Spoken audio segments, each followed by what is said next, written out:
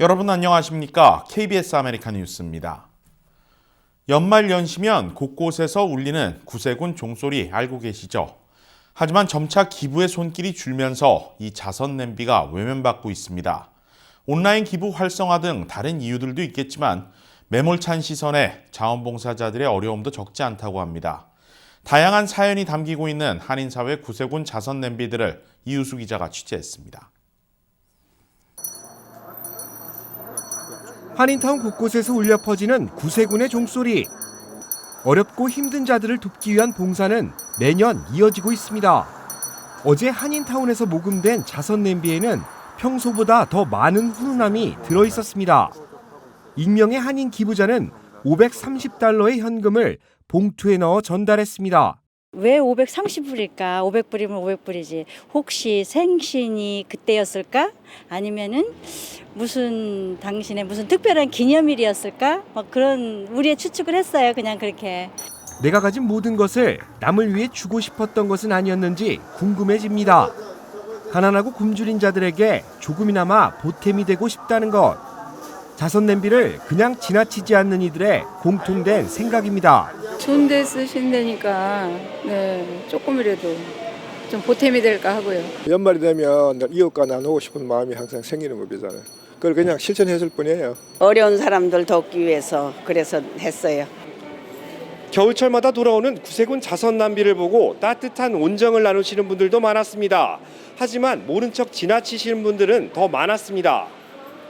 아무리 눈을 맞추려 해도 반갑게 인사를 해봐도 모른 척 지나치는 사람들. 구세군의 상징인 종을 아무리 울려도 나와는 상관없는 일이라며 외면해버리는 사람들도 많습니다. 인사를 하잖아요. 안녕하세요. 근데 내 같이 그냥 고개 숙여주고 인사하는 건 좋은데 인사도 안 받아줄 때는 자존심도 상하기도 하고 참 어떻게 저럴까? 사람이 인사를 하는데 모르는 척하고 지나가는 거야. 막 그냥 너무 그냥 외면하고 그럴 때 뭐야 쫀심 상하기도 하고 그럴 때도 있어요. 하면서도.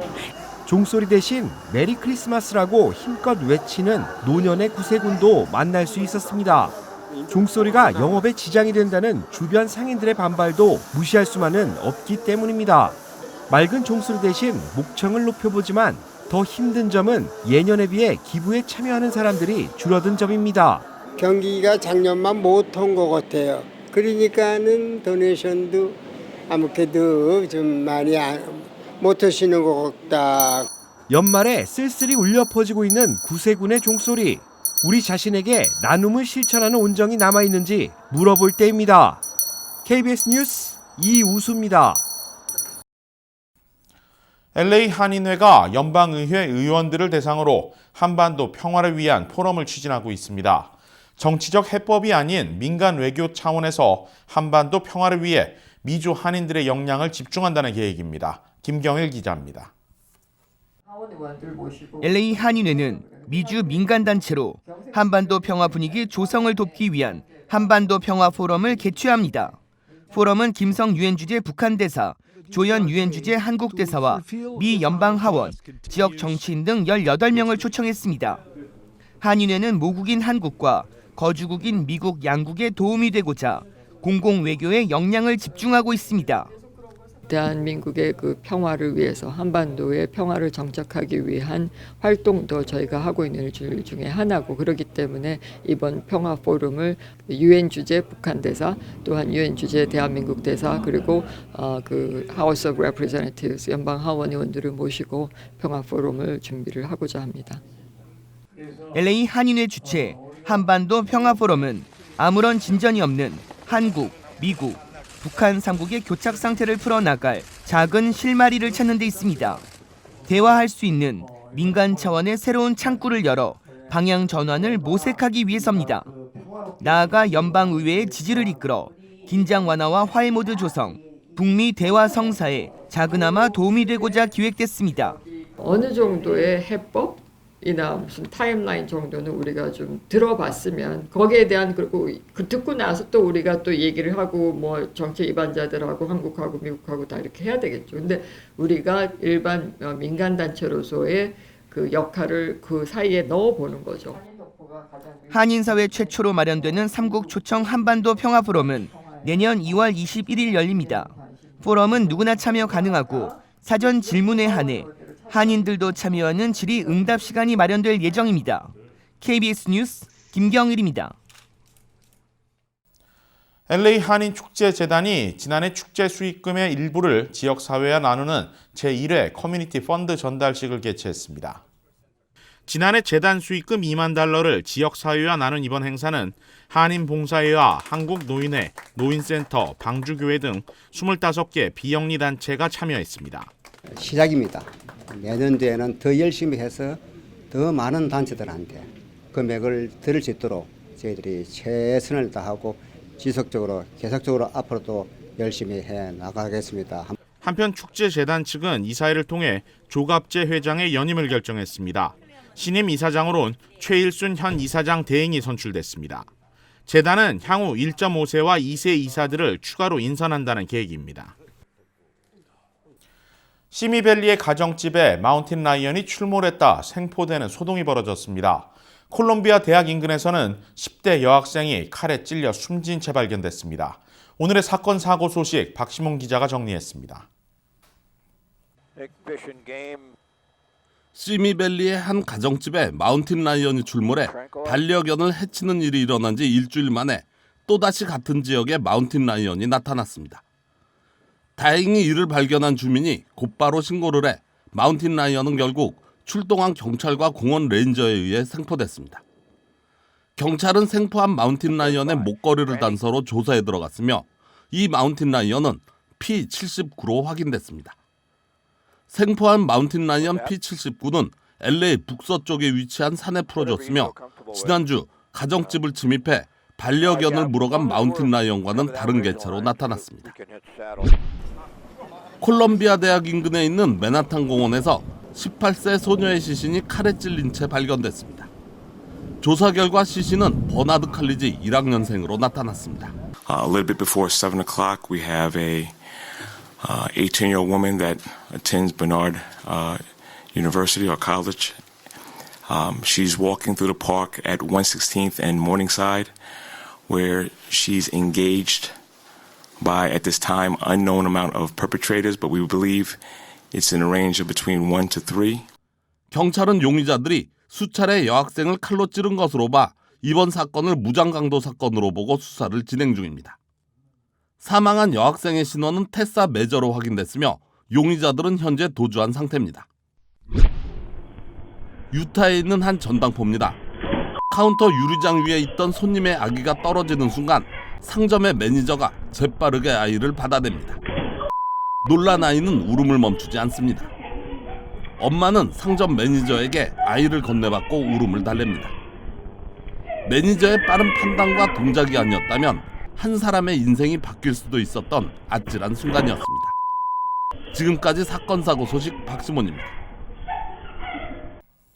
뉴저지 버스 트랜짓이 고질적인 연착으로 출근길 승객들의 불만이 고조되고 있습니다. 평균 일주일에 사흘 이상 제 시간을 지키지 못하고 있다는 지적입니다. 제휴사 뉴욕 KBTV 박정호 기자입니다. 시민단체인 트라이스테이트 트랜스포테이션 캠페인은 지난 10일 뉴저지 트랜짓 버스 승객 250명을 대상으로 실시한 설문조사 결과를 발표했습니다.